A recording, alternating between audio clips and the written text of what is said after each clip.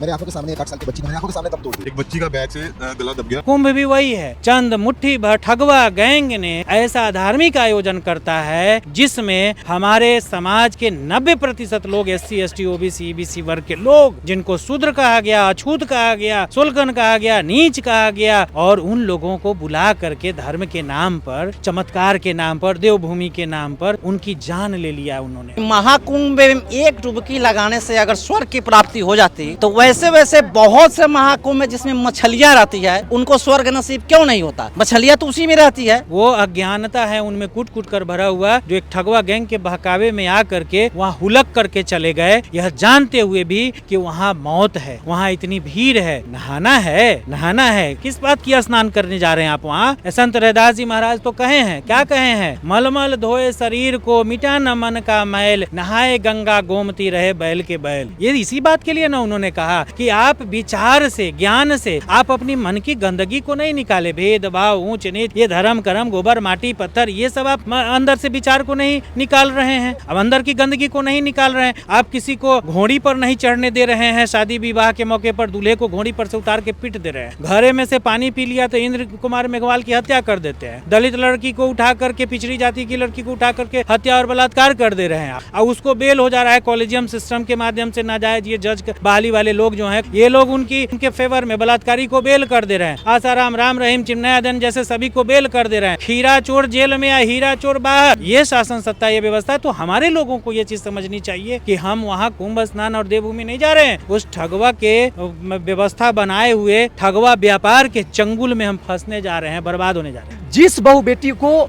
भारत में पढ़ने का अधिकार नहीं था, जिस लोगों को तालाब में पानी पीने का अधिकार नहीं था, उन लोगों ने आज जो है कुंभ का स्नान करने जा रहे हैं, और वहाँ पे वह इस तरह से रूप धारण कर रहे हैं जैसे कि उनको कोई स्वर्ग की प्राप्ति हो गई। लेकिन ऐसा है नहीं। आज कोई डॉक्टर, इंजीनियर, प्रोफेसर बन रहा है तो शिक्षा की देवी सरस्वती की कृपा से, ऐसा बिल्कुल नहीं है। ये शिक्षा की देवी कोई है नहीं। आपको गुरु पढ़ाएंगे तो आप शिक्षित बनेंगे, आपके गुरु, आपके माता पिता आपको संस्कार ज्ञान नहीं देंगे तो आप मूर्ख होंगे। यानी शिक्षा की देवी अगर देखा जाए तो प्राचीन से माता सावित्रीबाई फुले से लेकर ज्योतिबा फुले और इस संविधान से मेरा देश चल रहा है, न कि इस मनु स्मृति और रामायण महाभारत, ये सबसे मेरा देश नहीं चल रहा है। मैं इंग्लिश विषय से मैं MA हूँ, पोस्ट ग्रेजुएट, और मुझे कोई देवी देवता, कोई सरस्वती की कृपा से मुझे ज्ञान की प्राप्ति नहीं हुई है। मुझे ज्ञान की प्राप्ति उस भारत की संविधान, जिसकी वजह से स्कूल कॉलेज खुला, और उस स्कूल कॉलेज से हमने पढ़ा, और पढ़ के आज मैं बच्चों को पढ़ा रहा हूँ। बाबा साहब डॉक्टर अम्बेडकर, ज्योतिराव फुले, पेरियार वीरामस्वामी नायकर, सावित्रीबाई फुले, इन तमाम महापुरुषों ने इस समाज में तार्किक चेतना को बढ़ाया आगे। उस सपने को साकार करते हुए मुजफ्फरपुर के मरवन प्रखंड के झखरा गांव में तमाम बहुजन समाज के लोग तर्कशील विचार मंच के माध्यम से समाज के बीच तार्किकता फैला रहे हैं, उनके अंदर चेतना जगा रहे हैं। देखिए यहाँ पर पोस्टर लगा है, सशक्त समाज निर्माण हेतु मौलिक कर्तव्य नैतिक शिक्षा, तर्कशील विचार मंच झखरा, ये गाँव का नाम है। हमारे महापुरुषों की संघर्षपूर्ण बलिदान उपरांत हमारा अस्तित्व क्या है, इस विषय पर चर्चा किया गया है। और इस गाँव में तमाम वो लोग जो किसी पद पर गए, सम्मानित पद पर गए हैं, उनको सम्मान किया गया है, उनके हौसले को बढ़ाया गया है, ताकि हमारे समाज के जितने बच्चे हैं वो पढ़ लिख कर आगे बढ़े और अच्छे अच्छे पद को हासिल करें। तो आइए बातचीत करते हैं। डॉक्टर विष्णुदेव यादव जी हमारे साथ है, जो लगातार समाज को जागरूक कर रहे हैं अपने एक्टिविज्म के माध्यम से। क्या कहेंगे सर, आज तर्कशील विचार मंच के माध्यम से कार्यक्रम का आयोजन किया गया है आज, और संत रैदास का भी जयंती मनाया गया है, क्या कहेंगे, क्या पर्पस है कार्यक्रम का? एकमात्र उद्देश्य है, आज जो युवाओं की टीम जो आयोजन की है, ये एकमात्र उद्देश्य है अध्ययन अध्यापन के मार्ग को अपनाना। सशक्तिकरण का एकमात्र मार्ग है ज्ञान, विज्ञान और संविधान, बस उसी की चर्चा। और साथ में जो हमारे समाज के, जो समाज को गौरवान्वित करने वाले युवा साथी जो विभिन्न पदों पर अभी कामयाबी हासिल किए हैं, उनका सम्मान, एक प्रेरणा के उद्देश्य से कार्यक्रम आयोजन किया गया है। तर्कशील विचार मंच, तर्क की बात की जा रही है, तमाम महापुरुषों की तस्वीरें लगी हुई हैं, क्या ये तर्कशील क्या? तथागत बुद्ध की धरती है। तथागत का मतलब है तथ्य जोड़ अवगत, तथ्य से अवगत कराने वाले, तथ्य मतलब फैक्ट्स, मतलब सच्चाई से अवगत कराने वाले बुद्ध की ये धरती है। तो फिर तर्क की बात स्वाभाविक है। तर्क मतलब फैक्ट की, सच्चाई की, झूठ की नहीं। अंधविश्वास पाखंड के आडंबर से बाहर निकल करके और ज्ञान विज्ञान के तर्क की कसौटी पर कसने का ये कार्यक्रम है। इसलिए तर्कशील कार्यक्रम, तर्कशील मंच का ये आज कार्यक्रम आयोजन है। इसकी जरूरत क्यों महसूस हो रही है आपको? गाँव जाकर ये कर रहे हैं आप लोग? देखिए, जरूरत ही नहीं बल्कि वो जीवन जीने का एकमात्र जरिया जरिया है, साधन है, विकल्प, एकमात्र विकल्प है, इसके अलावा कुछ नहीं है। जो अब तक जो लोग मानते आ रहे हैं, जो लोग कहते हैं कि चलो तब तो परंपरा है, बाबा दादा कल कई कैसे छोड़ दें, तो फिर वो जिल्लत जलालत भरी ज़िंदगी भी तो जीते आए हैं, कितना कष्ट झेलते आए हैं, धर्म अंधविश्वास पाखंड के दलदल में, धर्म ग्रंथ की आड़ में, वर्ण जात धर्म की आड़ में कितनी जिल्लत भरी ज़िंदगी की वो जिए हैं और कितना अभावग्रस्त रहे हैं। वो लगातार हर चीज़ों से, वो चाहे शैक्षणिक मामले हो, धार्मिक मामले हो, आर्थिक मामले हो, हर तरह से वो अभावग्रस्त जीवन जिए हैं। भूखमरी, गरीबी सब कुछ झेले हैं, शिक्षा से वंचित रखना, संपत्ति के अधिकार से वंचित रखना, संवैधानिक मूल्यों के अधिकार से वंचित रखना, उन तमाम चीज़ों से। तो आज इसलिए ये ज़रूरत भी है और उस रास्ते पर हमारा समाज अग्रसर भी है कि हम ज्ञान विज्ञान और संविधान की चर्चा करें, ताकि घर घर में हमारी जो भावी पीढ़ी है, हमारा कलेजा का टुकड़ा है, हमारा औलाद है, हमारा समाज, वो ज्ञान विज्ञान और संविधान के रास्ते पर चल करके अपने और अपने आप को मजबूत करे, ताकि हमारा परिवार, हमारा समाज मजबूत हो। आप लोग लगातार इस तरह का कार्यक्रम कर रहे हैं, समाज को जागरूक कर रहे हैं, लेकिन इसके बावजूद अभी उत्तर प्रदेश के प्रयागराज में महाकुंभ का एक आयोजन किया गया, धार्मिक आयोजन, जहां बीते दिनों मौनी अमावस्या के मौके पर भगदड़ मची थी। तो सरकारी आंकड़े के अनुसार 30 लोगों की मौत हो गई, कई लोग घायल हो गए। ये सच्चाई कुछ और भी है, लेकिन भगदड़ मचने के बाद लोगों की जानें चली गई, लोग लापता हो गए। इसके बावजूद वहाँ इतनी भीड़ जुट रही है, ट्रेन में बैठने के लिए मारामारी हो रहा है और दिल्ली के स्टेशन पर भी भगदड़ मचा, 18 लोगों की मौत हो गई है। तो क्या कहेंगे समाज के लोगों से कि इतनी ज्यादा अंधविश्वास में जाकर लोग जाने गंवा रहे हैं और इसके बावजूद लोग जाना छोड़ नहीं रहे हैं, जबकि सरकार इस व्यवस्था करने में फेल है? क्या कहेंगे समाज के लोगों को? इस महत्वपूर्ण प्रश्न का अगर वास्तव में प्रैक्टिकली, अगर इसका विश्लेषण प्रैक्टिकल रूप में देखना है, तो हम आपके चैनल के माध्यम से तमाम हमारे सम्मानित श्रोताओं से, दर्शकों से मेरा निवेदन है कि वो एक प्रैक्टिकल करें। अंधेरे में, रात के अंधेरे में एक मोमबत्ती या कोई भी दीपक जला दे, कहीं अंधेरे में रख दें। दिवाली वाली के समय लोग अक्सर जलाते हैं, वो रखें, वो जला कर रख दें और बगल में बैठ कर के वो देखें, वहाँ सिर्फ उसको वाच करें। उस रोशनी पर अगल बगल की कीट पतंगे, कीड़े मकोड़े उड़ करके आती हैं और उस लौ में घुस जाती हैं, उस मोमबत्ती की लौ में, उस दीपक की लौ में। वो दीपक, वो मोमबत्ती का लौ जो है वो आकर्षित करता है वो कीट पतंगों को, और वो कीट पतंग, कीड़े मकोड़े उस लौ में आकर के अपनी जान की आहुति दे देते हैं, जल के भस्म हो जाते हैं।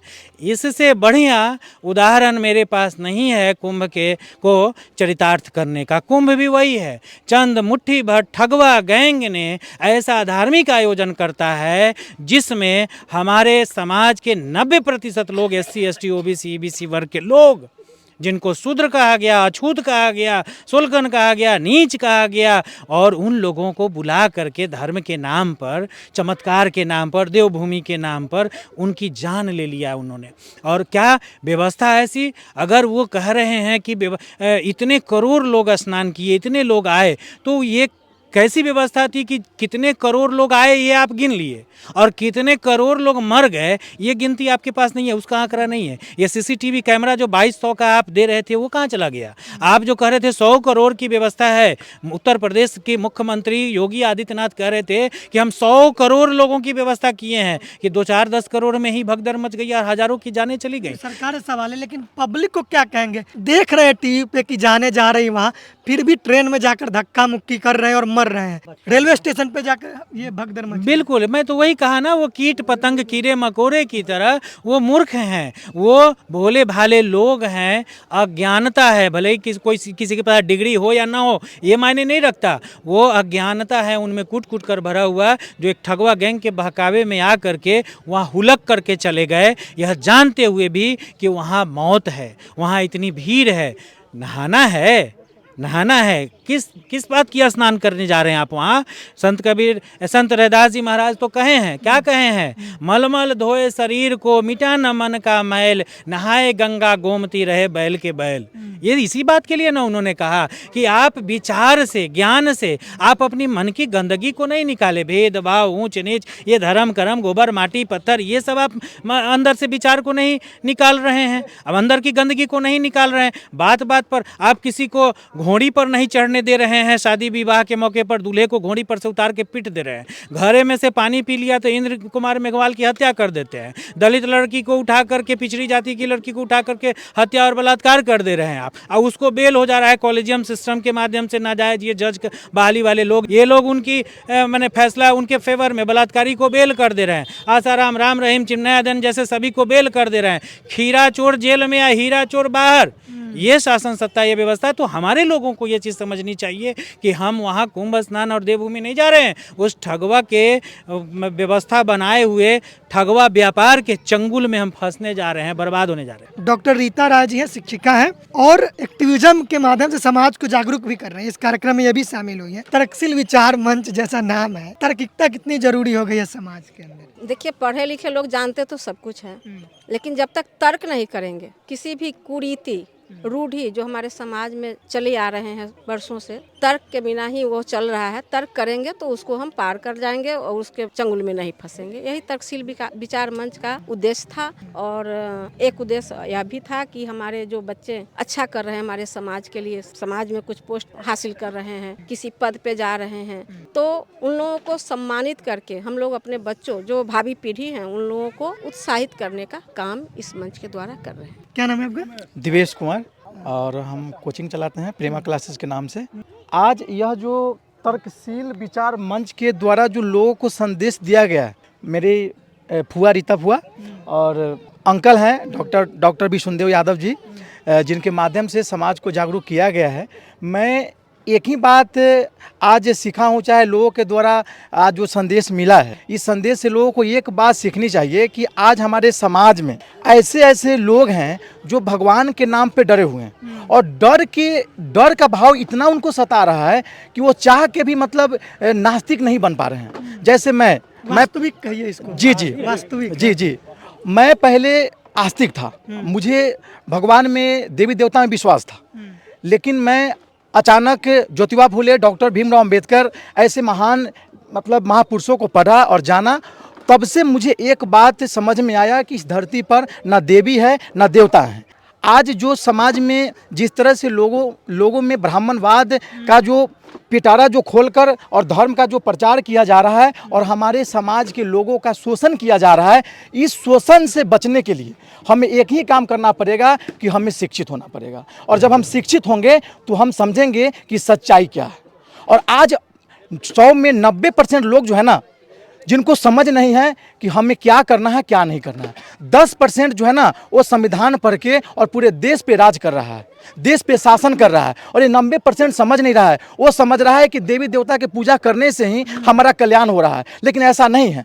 जब तक हम अपने आप पर विश्वास नहीं कर देंगे कि हम पढ़ाई से जीवन में IAS IPS जज बनेंगे, तब तक हमारे समाज में, हमारे देश में लोगों का कल्याण नहीं होगा। इसलिए आज का जो संदेश आज डॉक्टर विष्णुदेव भैया ने जो कहा, रीता फुआ ने कही, ये समाज को एक सीखने योग्य है। अगर इस वाणी को अगर लोग सीखेंगे तो हमारे समाज में एक नई परिवर्तन होगा।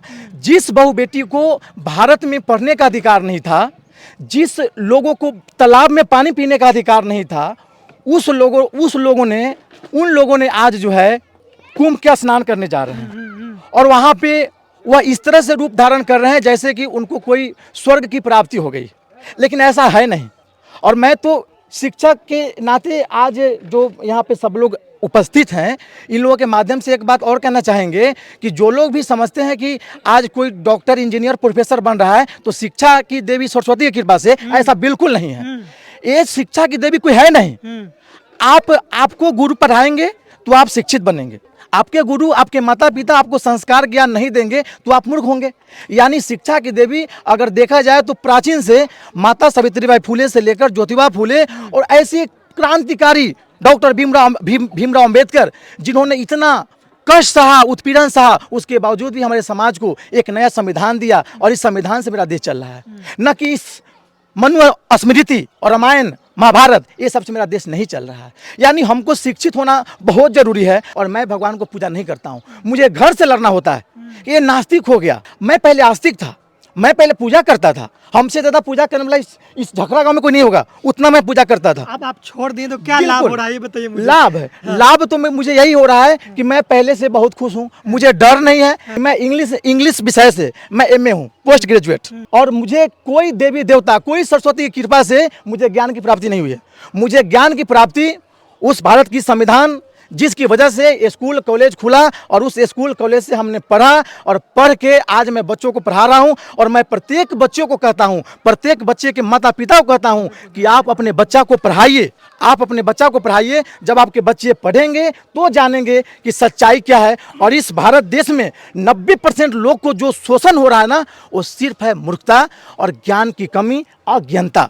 अगर हमारे समाज में लोग अगर पढ़ेंगे, और आपके चैनल के माध्यम से देखने वाले जितने भी समता भारत टीवी के दर्शक हैं, उनको मैं एक सूचना देना चाहूँगा कि प्रकाश भैया के चैनल को सब्सक्राइब कीजिए, लाइक कीजिए, शेयर कीजिए, ताकि हमारी बात, हमारे विष्णुदेव भैया की बात, डॉक्टर रीता फुआ की बात हर भारत देश में फैले। क्या नाम है आपका? मेरा नाम धीरेन्द्र है, धीरेन्द्र। ये जो तर्कशील विचार मंच आप देख रहे हैं, ये हम ही तीन लोगों ने इस बैनर बनाया।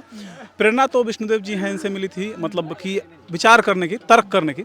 हुआ यह कि एक मैं कभी शिवहर जा रहा था, दुर्गा पूजा का समय था, लोग चंदा इकट्ठा करते हैं बैरियर लगा कर। 9 बार लोगों ने मुझे रोका यहाँ से शिवहर जाने के क्रम में। लगभग 45 किलोमीटर की दूरी है जहाँ मुझे जाना था शिवहर में। तो हम थोड़ा सा बुरा लगा, क्योंकि आप किस काम में जा रहे हैं, लोग सीधा रोक देते हैं, पूछते भी नहीं कि आप देंगे सहयोग या नहीं देंगे। रंगदारी मांगते हो तो चंदा नहीं मांगते हैं। हम एक बार पोस्ट कर दिए फेसबुक पे कि जितना क्षमता है उसी के अनुरूप पूजा करो, भीख मांगे क्यों पूजा करते हो? अगर तुमको लगता है कि सब वही देती है तो भीख हमसे क्यों मांगते हो तुम? और उसके कमेंट पे दोस्त है मेरा, उमेश पड़ोसी है, वो लिख दिया कि हमारे गांव में तो शिक्षालय को ही देवालय बना दिया गया, अब गांव के लोगों ने हम दोनों पंचायती कर दिया। इसी गांव में, मतलब हमारे गांव में हम दोनों पे पंचायती हो गया। पंचायती हुआ, लेकिन वही बात है कि जब तर्कशील हम है तो तर्क से चुप कर दिए सबको, और हम नहीं, मतलब पंचायती हुआ हम दोनों पे पंचायती हुआ। इसी हाँ, मध्य विद्यालय झखड़ा में पंचायती हुआ हम दोनों पे। तो इनसे मेरी बात, मैंने इनको बताया कि देखिए ये हो रहा है हमारे साथ। तो ये बोला कि कोई बात, विरोध तो हम पहले भी करते थे, बस विरोध करने का सेंस कि हम उसमें शामिल नहीं हुआ करते थे। अब लगा कि नहीं, खुलकर विरोध करना चाहिए। तो हम लोग बैनर बनाए, यही तर्कशील विचार मंच हमारा मंच है। अब इनके सहयोग से ये हमारा दूसरा कार्यक्रम है, और कोशिश है हमारी कि सफल हुए। देखिए, सफल ये हुआ कि पहले हम इस गांव में, मैं था, मेरे बाद उमेश हुआ, अब इतने सारे लोग आपको दिख रहे हैं। ये हमारी सफलता है, ये हमारी सफलता है कि अब हम। मेरा सवाल था जी, तार्किकता क्यों जरूरी लग रहा है आपको समाज में? देखिए, अगर आप चाहते हैं कि आप कमाएं और आप ही खाएं, इसके लिए तर्क जरूरी है। आप ये नहीं चाहते हैं कि आप कमाएं दूसरा कोई खाए, इसके लिए तर्क जरूरी है।